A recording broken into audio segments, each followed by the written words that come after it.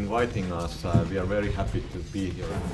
No mehän ollaan tällainen, niin kuin me ollaan sanottu odd couple, että erikoinen yhdistelmä. Jos mä tuon siihen ikään kuin sen Dignityn perusfilosofian, että mistä siinä eettisesti on kysymys ja niin edelleen, niin John tuo siihen taas kovan tällaisen business-maailmasta syntyneen osaamisen ja myös tietyllä tavalla niin kuin käytäntöön viemisen osaamisen, kun hän on sitten myös ollut esimerkiksi Obaman neuvonantajana.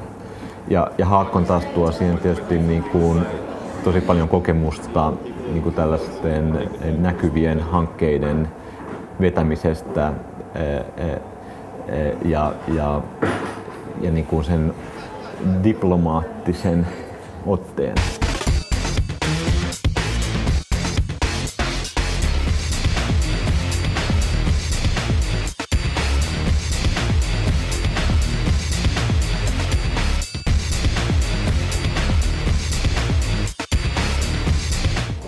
Sitten hän kirjoitti tällaiset kirjeet, lupaukset arvoannosta itselleni, jotka ne saa tasan vuoden kuluttua takaisin.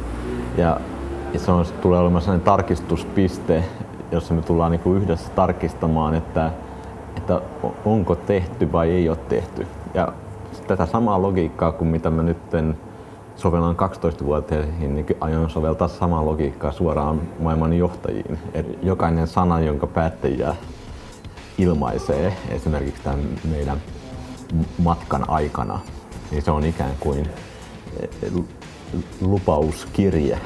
Tästä voi seurata jälki-istuntoa niin kuin Hillary Clintonille tai muille maailmanjohtajille, jos puheista ei pidetä kiinni. Sehän on perusoppeja, että ei saa valehdella.